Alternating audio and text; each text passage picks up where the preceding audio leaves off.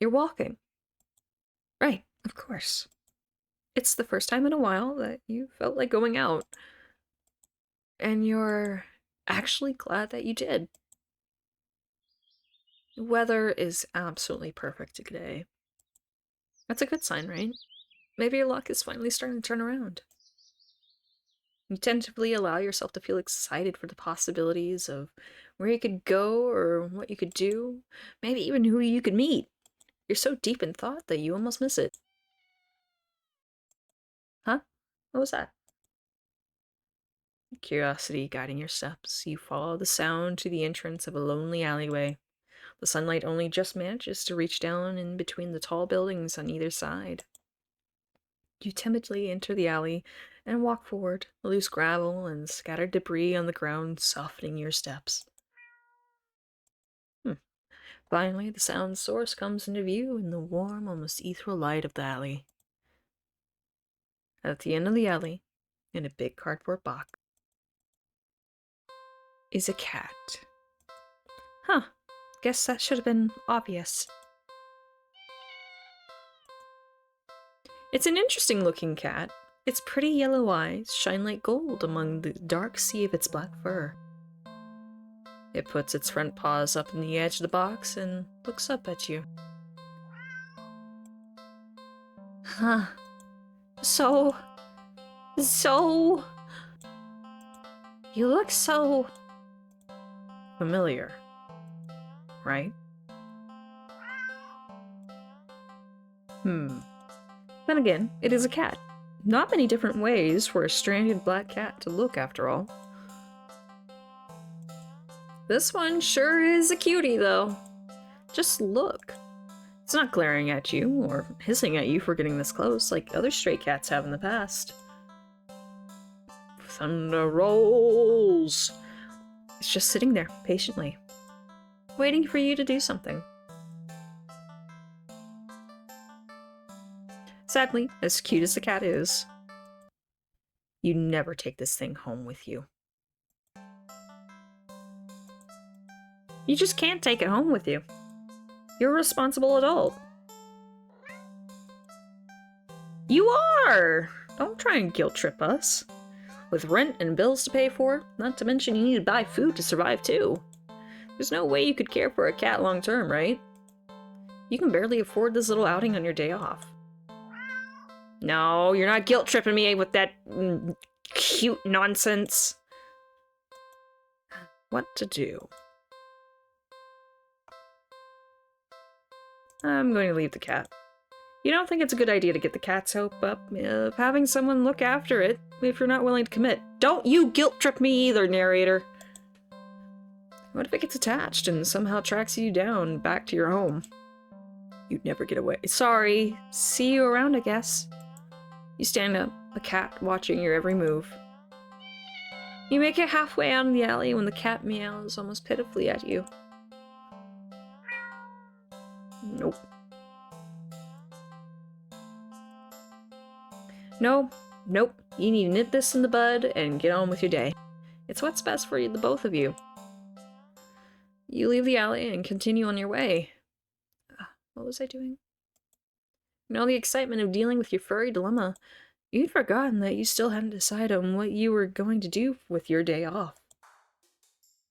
Let's go to a movie. I haven't been to a movie in over a decade. It's been a while since a film came out that looked interesting enough for you to drag yourself to a movie theater. But there's a showing of one such film at the old theater. The movie was a little too niche to be picked up by the new cinema that opened right across the street. That's a dick move, and you know it. That's okay, though. You're not exactly a fan of the crowds. And nothing ruins the experience of watching a new movie for you more than a noisy audience. Let's go to the old theater. You eagerly buy your ticket from the kind old man in the booth and head inside. It's barren of any trace of other people, and the decor looks like it hasn't changed since the 80s. Maybe even the 70s. But it's what you were counting on. You consider buying some popcorn. But can't help but be concerned that everything at the concession stand might be expired. Sheesh. You move on and walk through the halls, finally locating the theater designated on your ticket stub. As expected, the theater your movie will be playing in is completely empty. Perfect. Hell yeah.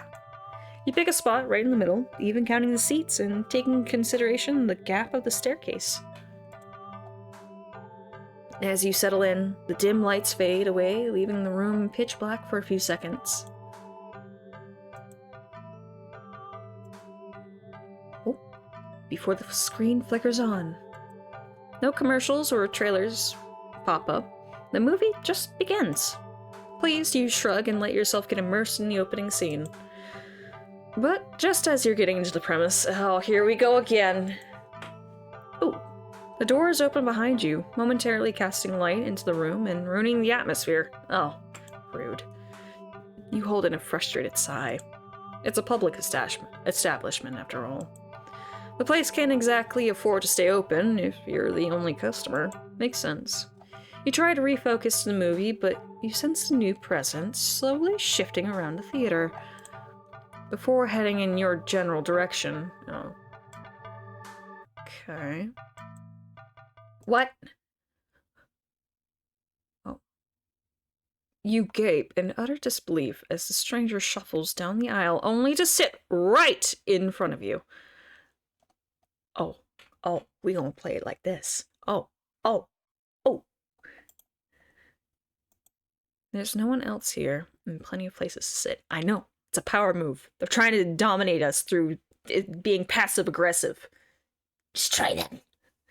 What was that? The stranger is also unusually tall. Even the stadium-like arrangement of the seats being on a somewhat steep incline, they're completely blocking your view.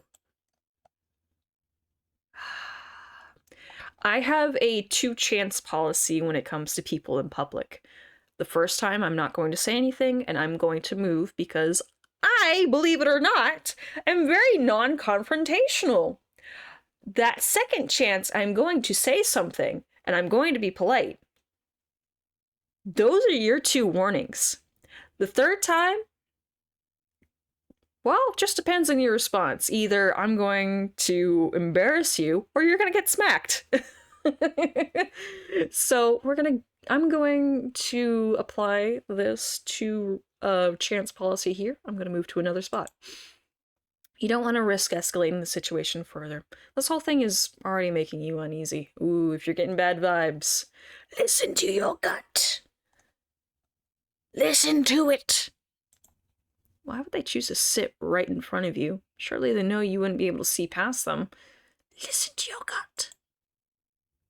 Shaking your head with a passive-aggressive scoff in the stranger's direction, you reluctantly pick another, less perfect seat in the theater. Who are we? Sheldon Cooper going, "That's my spot!" But as you settle down, don't you start with me. You see the strange person get up, only to once again sit down in the seat directly in front of you. That shows premeditation. It's on. You look around somewhat helplessly, as if waiting for someone to silently agree with you about how odd all this is. Or at least inform you that it's all an elaborate prank. Even so, this is really annoying. But there's no one else here with you. That's how you've always liked it, but you can't help but think that maybe it would be nice to have someone else here if it meant not being alone with this weird jerk.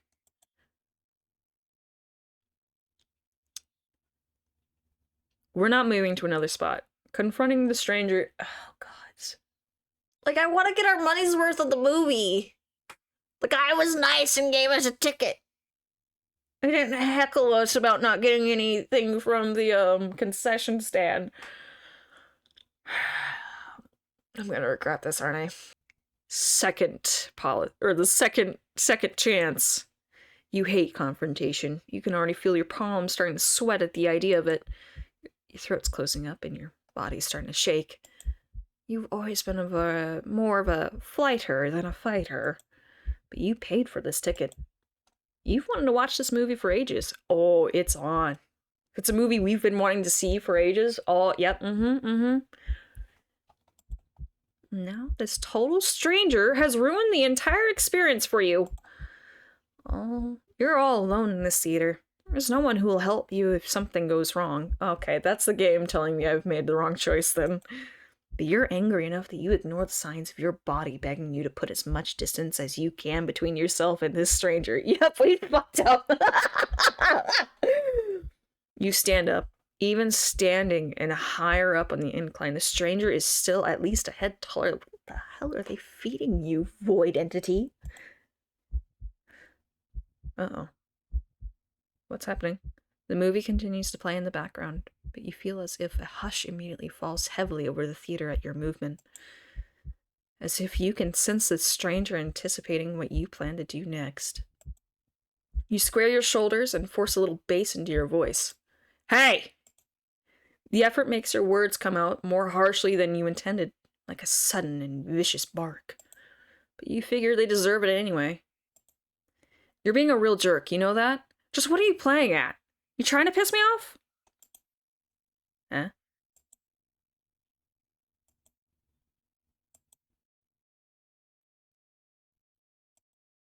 The silence that follows your words is deafening.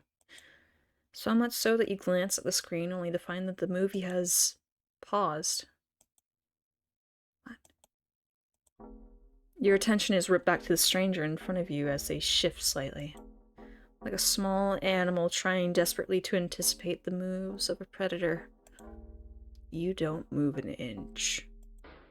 You don't look away. You don't dare to blink.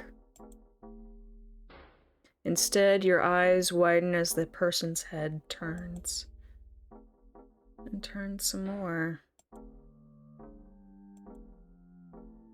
And turns more. Beyond what should be possible. Neck bones cracking. To face you directly. Ah. You can't move.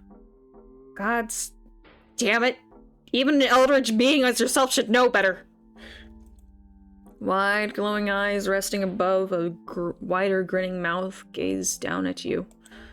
The stranger opens their mouth, and what comes out is something impossible to comprehend. What?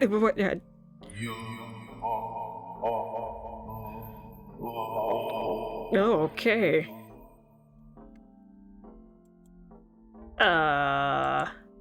The voice is endlessly deep and creaks like a weighty door, foreboding and oddly melodic.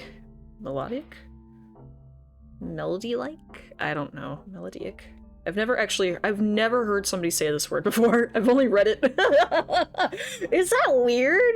Like, there are some words that you just don't hear whatsoever, but you only see it written, but nobody says them. Alluring. But it also snaps you out of your terrified trance, and before you know it, you're already out the door. Bye! You run through the halls of the empty theater, heading for the exit. You feel something watching you from behind, but you're too terrified to look back.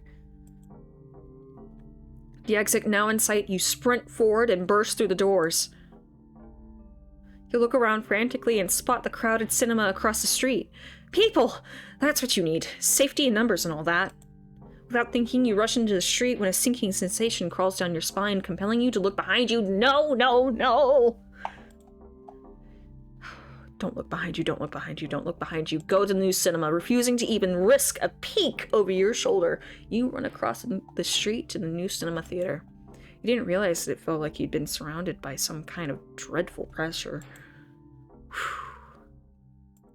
Until it very suddenly vanishes, leaving you feeling more than a little shaken. But at least breathing comes easier. You think it's within your best interest to repress everything that just happened. Girl! Ooh.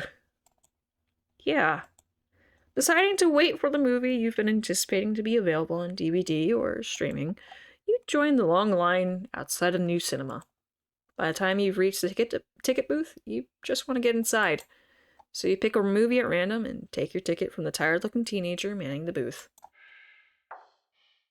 The decor is chic and sleek, and the inside is bustling with people. It's not what you're usually into, but it's kind of nice not being alone. Yeah, that we are actively being singled out in every scenario, stalked and hunted like a rabbit. We need to keep ourselves around people 24/7. Even if you feel a little lonely watching families and groups of friends laughing among themselves, you'd get some popcorn. But the lines at the concession stands are long and the prices are criminal anyway. You go through the halls and follow the signs to the theater designated in your ticket before heading inside.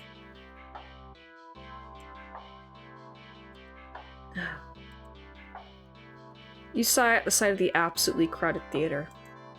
You head towards a seat only to be told by the person next to it that it's being saved for someone. This happens a few more times before you finally manage to get yourself seated into a seat annoyingly off-center at the screen. Or off-center to the screen. But the screen is at least visible, if not a little too close, so you grit your teeth and bear it. The lights fade out, but the chatter doesn't. The rest of the audience seems content to talk through the commercials and even through the trailers. You figure the chatter will stop when the movie actually begins. But it doesn't. But it doesn't get even slightly quieter as the opening scene starts to play out. You sigh out loud, not thinking anyone would hear you anyway. This is why you avoid movie theaters like the plague. Oh. Oh, come on! Suddenly, the screen changes, showing the face of a black cat. A familiar black cat. Confused murmurs fill the room, but then the cat on the screen meows. What?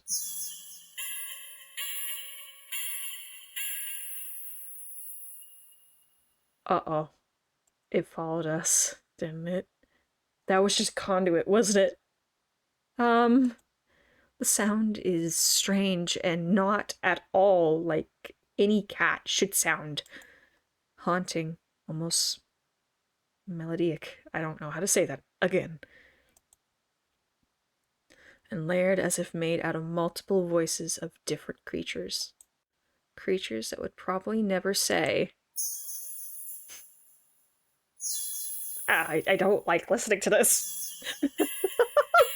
This is kind of disturbing, I won't lie.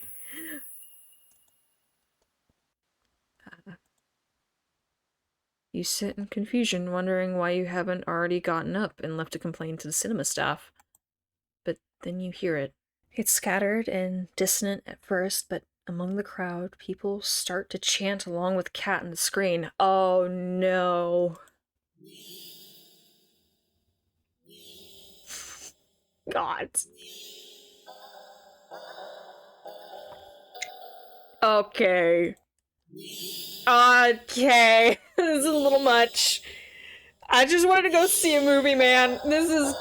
Why? Why you gotta spoil a movie for me, bro? Oh, do they just keep going? Soon, the entire room is chanting in perfect unison. Everyone's staring intently at the cat on the screen. You're feeling strangely drawn to the screen yourself. Look away.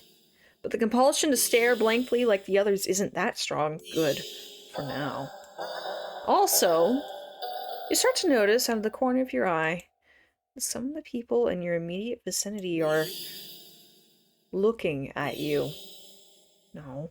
Oh, this is my worst fear, being publicly perceived. They know I exist! They're outright staring holes into you, even as they continue chanting. They don't miss a beat as they slowly begin to frown at you in blatant disapproval. Oh, no, we are not doing peer pressure. This is a safe space. Get that BS out of here. Their scowls deepen as time goes on, as if they're getting Impatient. Oh, shit. Let's try and blend in. Well, no. Oh, gods. If we leave, I know they're gonna stop us. But if we try and blend in, gods, will they notice? Or are we gonna succumb to it? Honestly, adapt. Thinking fast, you look to the screen and begin to chant in tandem with the crowd. Yeah. Yeah. Ah.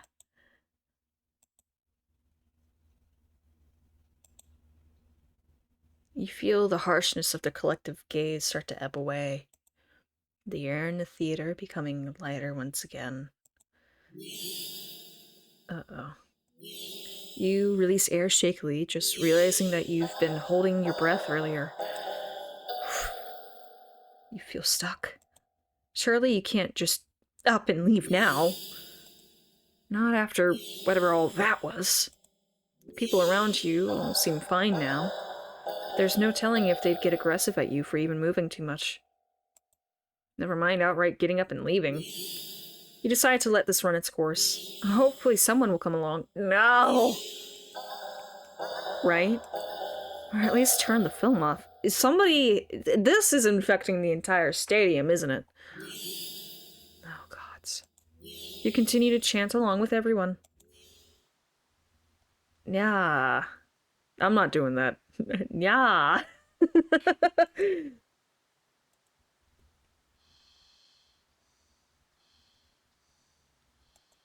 You start to feel lightheaded. You feel as if you could fall asleep, but your eyes don't feel heavy in the slightest. Oh, that would send me into a panic attack. Yeah. You try to look around and gauge the other's emotional state. But you can't seem to look away from the screen. You try again, but you're still locked into eye contact with the cat on screen. Oh, god damn it. Oh, no. Yeah.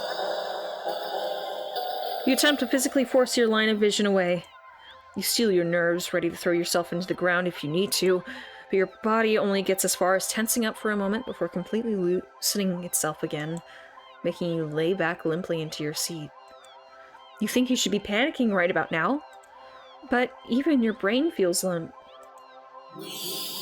Your thoughts, a vaguely muted pastel pink, airy, sickening sweet and loosely spun, like cotton candy. You like cotton candy. You think you shouldn't mind your thoughts and body being like cotton candy either. So, why get up and ruin that? It's nice here. You're more at peace than you've ever felt before in such a crowded room. Still chanting, you've never felt so aligned and in tune with another person. Let alone with an entire room full of complete strangers. You're not alone. And on the corner of your eye, the person next to you starts to sink back even further into their chair. Then they sink more. Then more. Not like they're slouching or reclining, but more like... What the fuck? Deflating. Their skin bunches up and wrinkles like fabric as if their muscles, their bones, have started to disintegrate. Oh, gods, if the entire theater, if this is a packed theater, how many people, you know what, hold on. I'm gonna look it up. I'm gonna look it up how many people you can put in a regular theater. Stand by. Stand by! This is why we have Google. So... estimated 150 seats per screen for the average movie theater in America. Okay. Alright, that makes sense. So 150 people in this room. I feel so bad for the cleanup crew. I just see body or disintegrated remains of people in every scene in various areas, and it's like, I don't get paid enough for this. Their eyes dim before sinking into their sockets. Their mouth, still attempting to chant, falls open over a cut-off nya, gaping as the word ends in an awful hiss, a final weak release of air. You muse thoughtfully about whether or not you should be distressed at the sight. But even then, the blanket of peace doesn't leave you. Suddenly, from the pile of skin and clothes next to you, you see a lump moving around. You watch in dazed fascination as the lump makes its way to the part of the skin where the head used to be. Oh god, it's like a cat chest burster. And out from the mouth crawls a tiny black kitten. Oh no!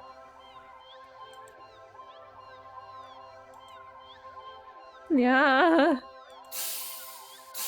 Shit. You can hear the familiar hissing sound all around you now as the unified chants start to fade. Only to be replaced with the faint mewling of kittens. Finally, your voice is the only one still chanting. Still human. And alone. Again. You don't want that. You can't go back to that. Not again. Not again. Please. Just then, you go completely limp. Your body feels light, but might as well weigh several tons, because you realize quite suddenly that you can't move. Not an inch. You can't shift your eyes to look around. Can't even breathe. But somehow, the chant continues to creak weakly from your mouth. Yeah. Oh god. A few kittens come forward and perch themselves on the chairs around you, watching your sinking body, mewling as they wait for their youngest sibling to emerge. From you. Dozens of glowing eyes peer down at you. As your eyes start to cave into the sockets of your softening skull, you manage to make out the silhouette of a familiar cat perching on the seat right in front of you. Your vision finally fades. And as that same hiss of air expels itself from your mouth, last thing you sense is something small and alive, shifting eagerly under your skin. Happy birthday. Oh my god, it's an alien parasite! A little eldritch, but you know. It's exactly like Alien, only less, you know, chest bursters and eggs. This is gross to think about now. No. And that's how cats really reproduce. Dear gods. This game is a little fucked up, I won't lie. And I love it for that.